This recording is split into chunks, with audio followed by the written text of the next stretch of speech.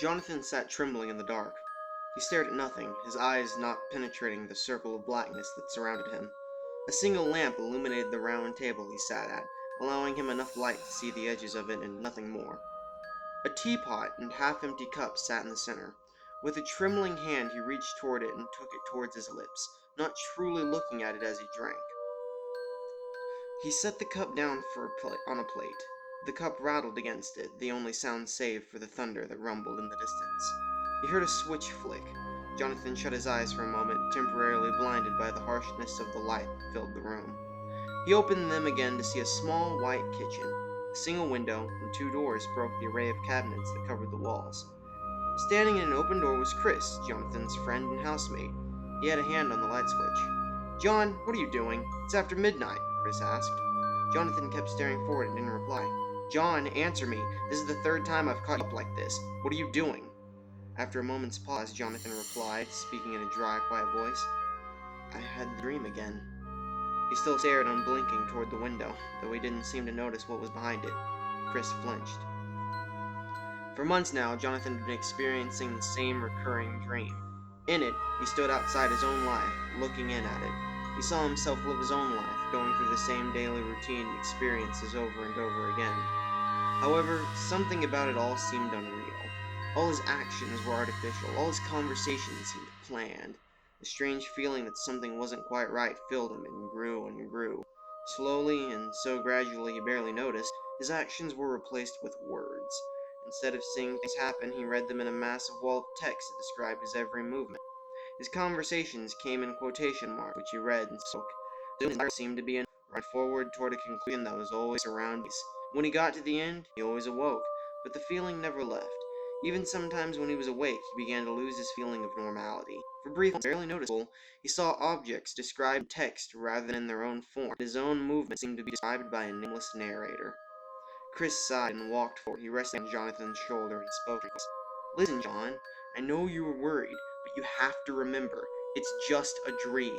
You've been very stressed lately and started having nightmares. It happens and it's nothing to worry about."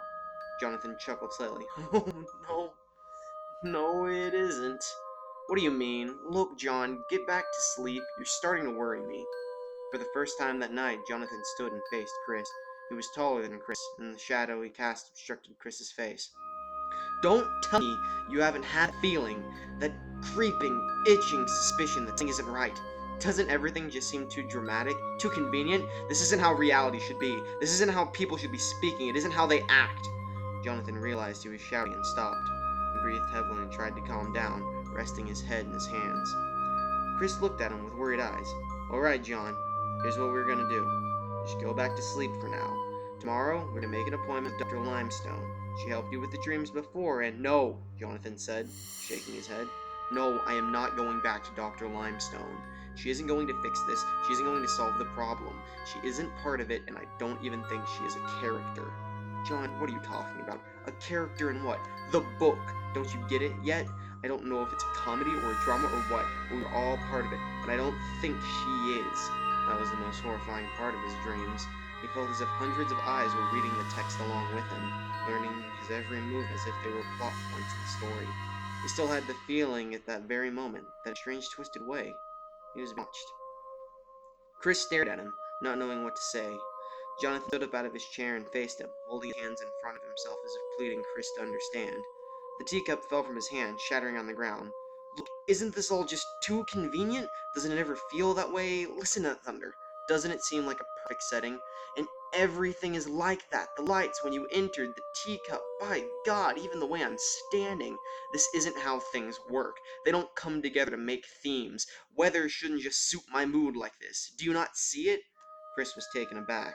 "Well, John, that's all just ridiculous. Storms happen, whether you're angry or not. The teacup was an accident, and we can get a new one. Now, what do you mean she isn't a character?" John went back to holding his head in his hands. "I know I'm not going to see the doctor because she hasn't been described. I have no idea what she looks like." "What?" "If this was real life, then there would be hundreds of little insignificant things happening. You would know dozens of people and unimportant details, but this isn't real life. And anything that isn't part of the story won't be described.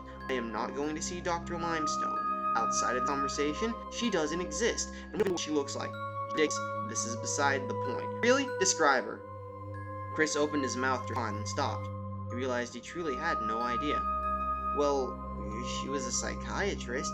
That had helped me with dreams before? Is that what you were going to say? That was established for this conversation. You have no idea what she looks like, do you? Chris paused. That was exactly what he was going to say, down to referring to Jonathan in the third person. It did seem odd. Well, that doesn't mean anything. We've just forgotten, that's all. We haven't seen her in months. Anyway, it isn't important. What is important is that, Chris said. Stop trying to rationalize what shouldn't be. There is no reason for us not to know what she looks like. It's just a freaking plot device, that's all it is. Even what you just did there, trying to change the topic to hide parts that haven't been fleshed out. This isn't how people act, Chris. Well, alright, but still that doesn't mean anything. It's just one person. Oh, really? Describe our neighbors to me. Describe your parents. Describe anyone who isn't directly related to this conversation, and I will believe you. Chris stared at him in shock, not knowing what to say. He searched his mind for anything, for his neighbor's face, for his parents' image, and found nothing. Over and over again he tried and came up blank. Well, oh God, I don't know. Maybe we're all just tired, Chris said. Thank you, Chris. Chris or Christ, my wannabe protector and savior who shines a light into my darkness. Nice imagery there, eh? Just like the storm. Alright then, what did you have for breakfast this morning? I don't know, it's not important. Exactly, it's not important. We don't know anything that isn't directly important. Hey, is that? What the hell should that be? It's just too goddamn convenient. Look, if this is actually a house we have been living in, you should be able to answer me this question at least. What is behind that door? Jonathan pointed toward the closet door at the other end of the kitchen. I don't know. I don't know what to say. Exactly. There is no reason for two people who have lived in a household for years to not know what is behind a single door. It just wasn't relevant when you turn on the lights, so it wasn't described. Alright, John, alright. Say you're right and we are just in a story. What then? Do we open the door? I don't know. It is there for a reason now. We have drawn attention to it. There has to be something important. Oh God, now you think just by talking about things we can influence the freaking universe? That's insane. No, it must be. Look, it's like tea. I ate the tea so that the rattling glass of the broken cup would represent my emotions. Now that we have drawn attention to that door, it must represent something. This is how it works, yes? You turned my floodlight into my darkness, but I denied it and put you into my shadow. For a second he closed his eyes. He hadn't hit the switch, but once he had a hand on the light switch, flooded his mind in black lettering. It's all foreshadowing, so when the kitchen had two doors, one open and one closed, there is something important behind the closed one. Chekhov on the right came in from one to help me sort this out in part one. Part two occurs behind that door. Well, what then? Should we open? We don't even know what type of story this is. That's true. This could be a drama, an action, a comedy. That wouldn't be too bad. Perhaps this is all just a joke. Really? You want to live in a comedy? Do you realize people would be laughing at us, our every move? What if we're just two buffoons for people to mock? God, if we were just two cartoonish idiots, would we even have the intelligence to tell? I hadn't thought of that. It is still better than a tragedy. I don't know. Look, we can work this out. It can't be an action. Neither of us really knows how to fight or carries any weapons. Jonathan spoke, realizing he established it as fact as he said it. I don't think it's a comedy because we would probably be able to remember funnier things happening. Then again, maybe we wouldn't as part of the plot. I don't know. Hopefully it's a drama or a romance. Imagine if this entire thing was just to set us up with some perfect woman, Chris said hopefully. I don't know. Look, we should be able to tell what this is from our surroundings. The writing should reflect what the plot is. We should see foreshadowing. Maybe we can pick it out. A slow realization began to dawn on Jonathan. Though he kept guessing, in his heart he knew exactly what sort of story he was in. Alright, well then what can we learn from the kitchen? Chris asked. Jonathan thought for a moment. Everything in this conversation, and the things we've talked about, revolve around myself. I think it is safe to say that I'm the main character here. Alright, Chris said, nodding and following along. Then what has happened to you recently? I'm worried, Chris. With the thunder, the darkness, the nightmares, the falling up, I don't think this is a happy story. Something bad is going to happen, and it's going to happen soon. As he spoke, thunder once again boomed on the horizon, and a flash of lightning filled the window with jagged light. Chris swallowed. Alright then.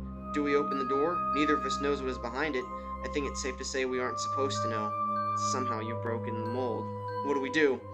Jonathan squeezed his eyes closed and gripped the back of his chair. He hadn't even realized he had stood behind Knuckles. Finally he spoke. If this is the sort of story I think it is, I don't think we have a choice.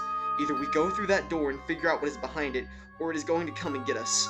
If we are the main characters, then we should be safe. Usually they survive. Usually. Not always. Usually. Chris looked at Jonathan and then toward the door. Alright then. We might as well get a sidekick here. I guess that's my job. I'm Christ anyway, right? I bring light to dark areas. I'm the sacrifice. Chris, don't joke about that. Look, I don't know. Don't worry. Like you said, we're safe, right? We are the main characters. We're first act. Maybe it will just end up being a big joke anyway. Though he was still terrified, Jonathan slowly nodded. He couldn't help that by breaking their own plotline, they would no longer be safe as the heroes in a story. He feared the choice, the complaint, as by saying it, he knew he would make it fact. He watched Christ walk forward and open the door carefully.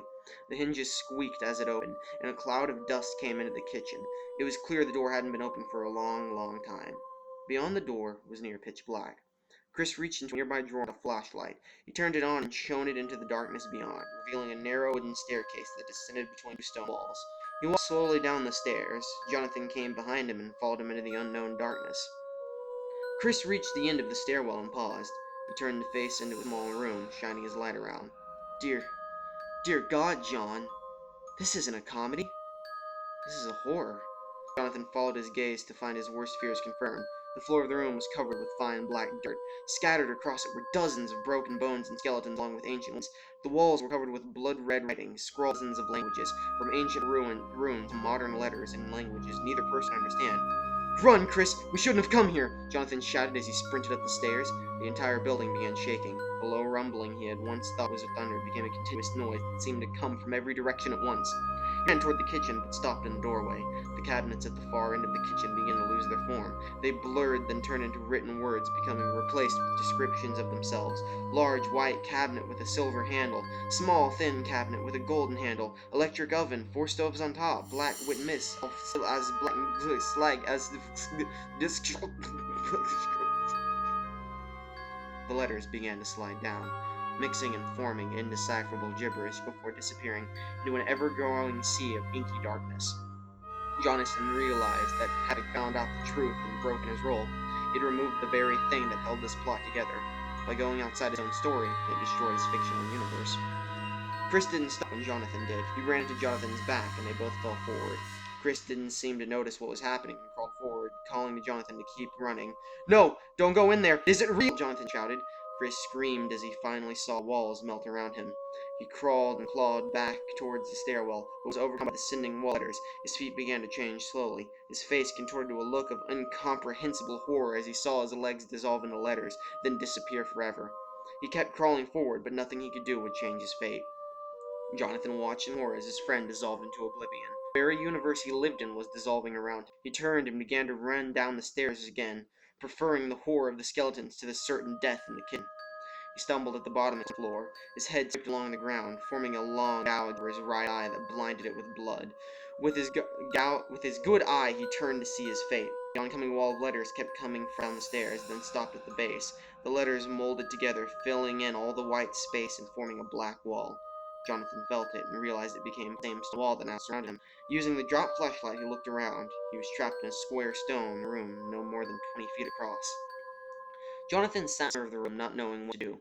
Time seemed to slip away, and he had no knowledge of its passing. He had no idea if he was there for minutes, or days, years, or even centuries.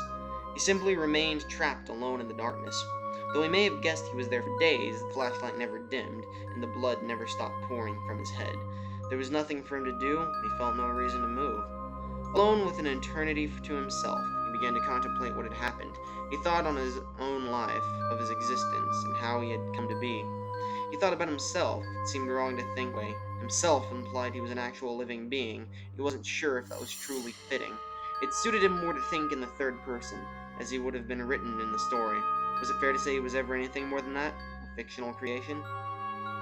His thought turned to the room. He had no idea where he was, or how the poor souls who had become the skeletons that surrounded him had found their way into a small black cell.